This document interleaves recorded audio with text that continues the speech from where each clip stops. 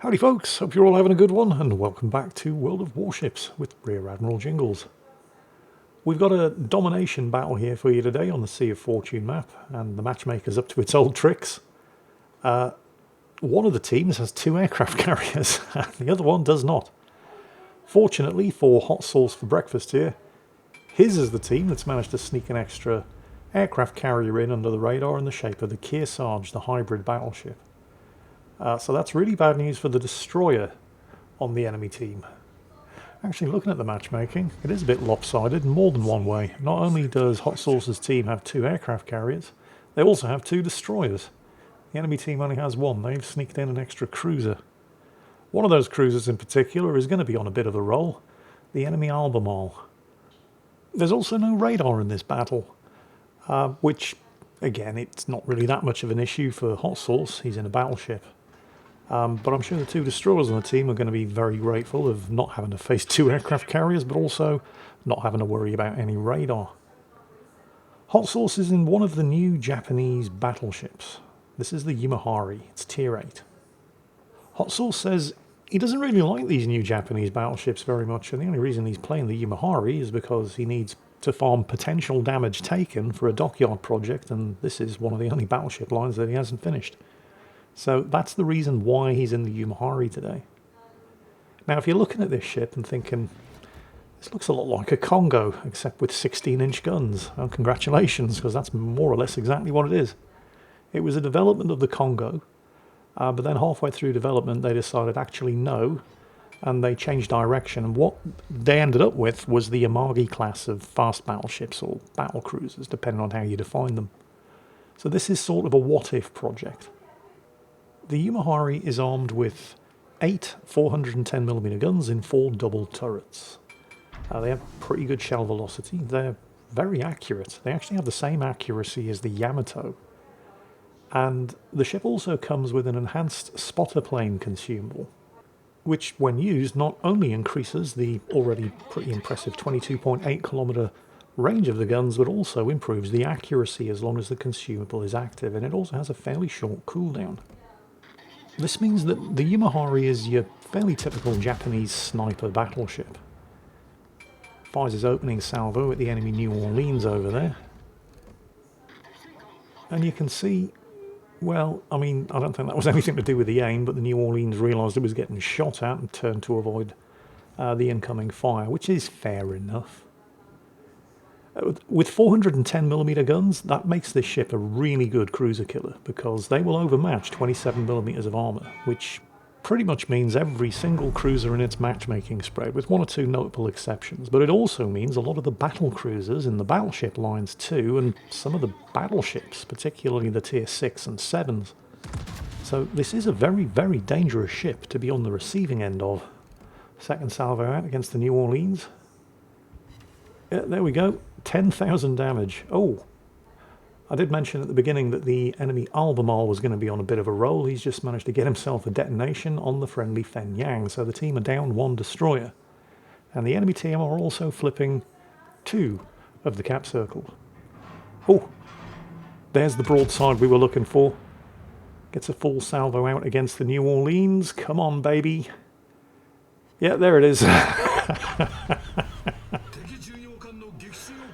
Okay, so that's evened the scores a little, although the enemy team have flipped the cap circle at Charlie.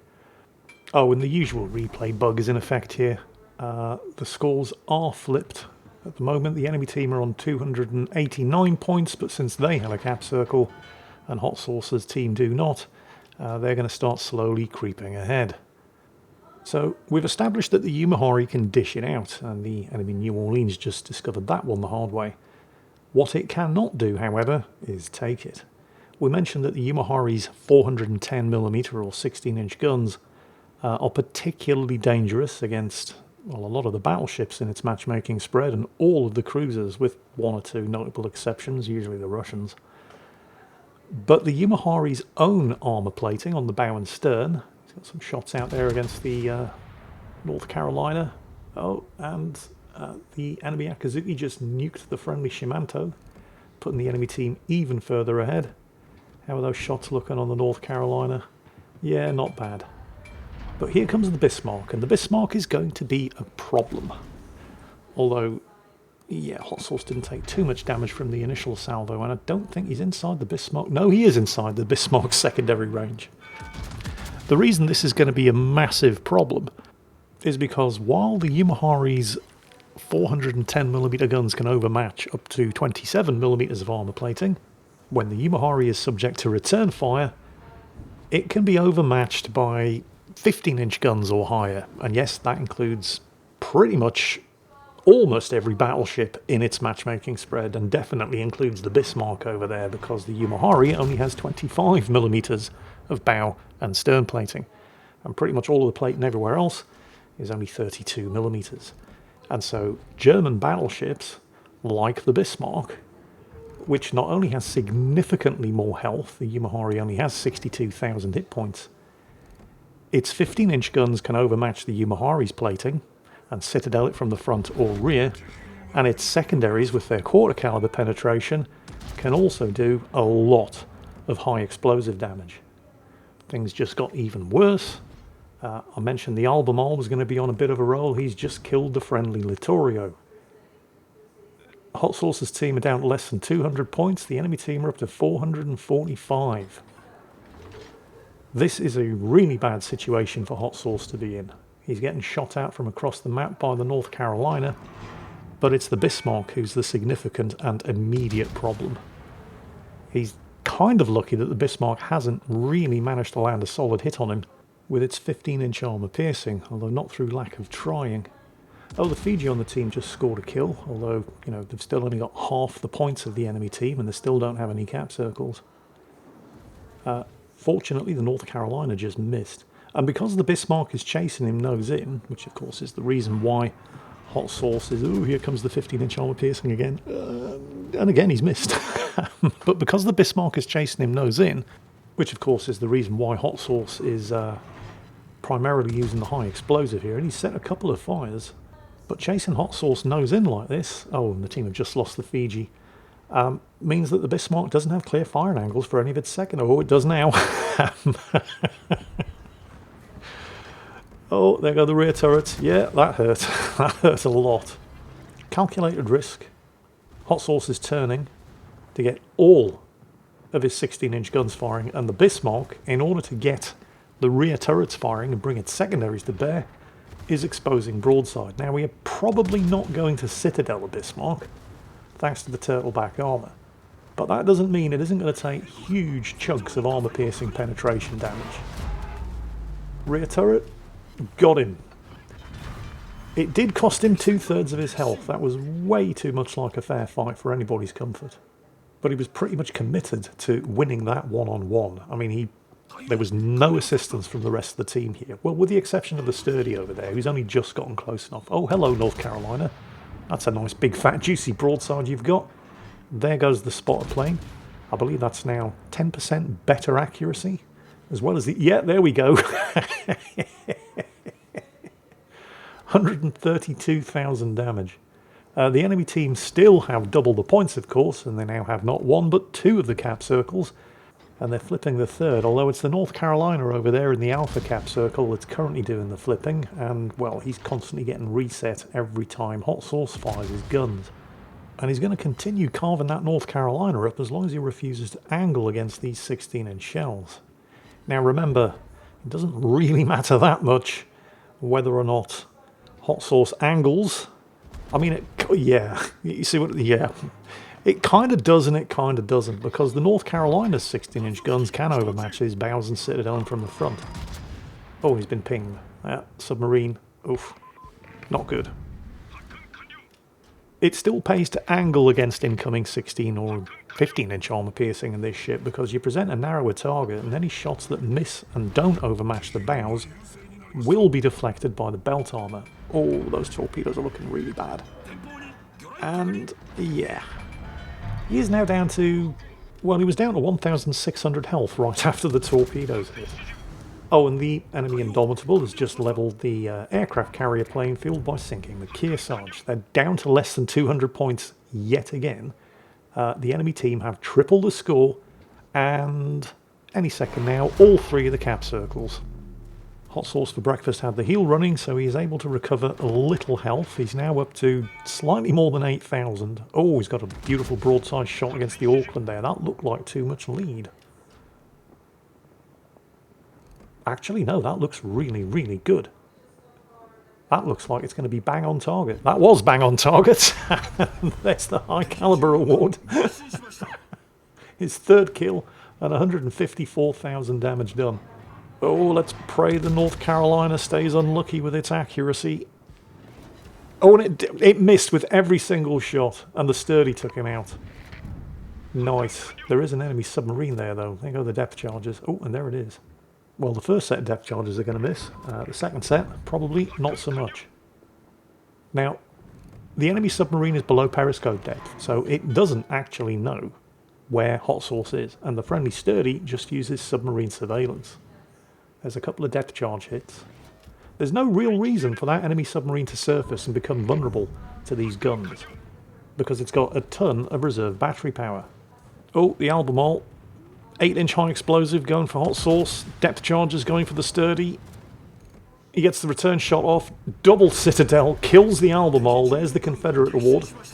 Back down to 3,000 health thanks to the 8-inch high explosive from the Albemarle. Pops the heal. Gets the depth charges out against the U-190, who presumably, pissed off at being constantly detected by the Sturdy, surfaces in order to get a target lock and those rear torpedoes away. I'm pretty sure Hot Sauce thought he was dead here, but he did manage to not just get the depth charges, but also a couple of decent hits with the 16-inch high explosive, claiming the U-190 and the Kraken Unleashed, and survives the torpedo attack. Probably wouldn't have survived that if not for the support and assistance of the friendly Sturdy. So, well done. Nice teammate to have. Now all he has to worry about is the enemy carrier.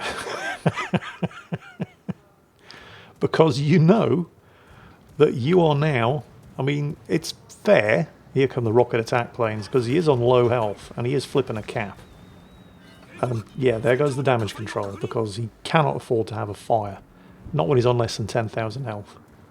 I mean, it's completely understandable that he's now public enemy number 1 for the enemy carrier. As it comes round again, it's going to get a second strike off with the rocket attack planes. Please no fire. Please no fire. Okay, no fire.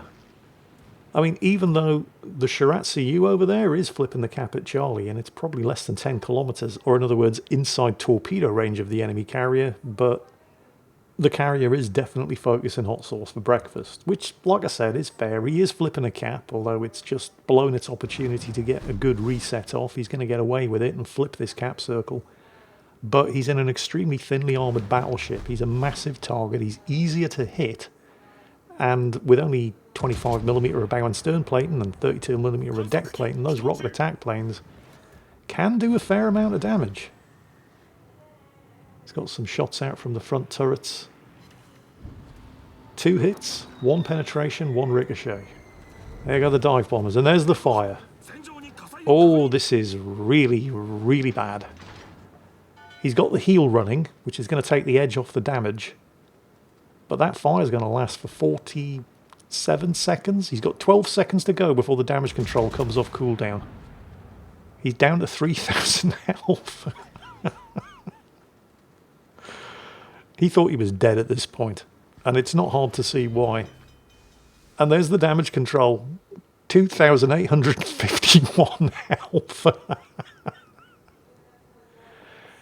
And it's, I mean, if the carrier came back, he'd be dead. There's no two ways about it, because he's got nothing left in the tank. He's got a minute before he can repair, and there's not a lot of repairable damage for the repair party to deal with. Fortunately, well, fortunately for Hot Sauce, not so fortunately for the friendly Shiratsu U, did just finish flipping Charlie, but has gotten some torpedoes away against the carrier and scored at least 1 hit. The Indomitable captain is one of those rare breed of aircraft carrier players who is at least partially aware of what's going on around him.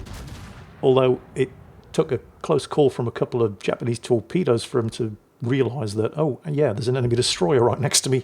So he stopped focusing Hot Sauce and is instead running away from and defending himself against the Shiratsu U, which allows Hot Sauce to claim his second cap of the match and get some more shots out against that dastardly enemy aircraft carrier. just in time, not just to save the Shiratsu, because it's a brave destroyer in this game who goes after an aircraft carrier, but also to get himself a bit of justice, claim his 6th kill, and sink the Indomitable into the bargain. And remember, Hot Sauce for Breakfast doesn't like this ship. He's not really interested in the new Japanese battleship line. The only reason he was playing it was to farm potential damage for a dockyard mission. And while doing that, Arsonist, Devastating Strike, High Caliber, Confederate, Kraken Unleashed, 6 kills, 3,000 base experience. How did he do for potential damage? 1.4 million. I think he got his wish. I'm not sure whether or not the results of this battle have actually changed his opinion on this new line of Japanese battleships, but do let me know in the comments if it's changed yours. I actually kind of like the look of these things. I do like battleships with good guns. I can handle battleships with bad armour, as long as they've got good guns. So anyway, that was Hot Sauce for Breakfast, snatching victory from the jaws of defeat in the new Japanese Tier 8 battleship, the Yumahari. Hope you all enjoyed it, and as always, take care, and I'll catch you next time.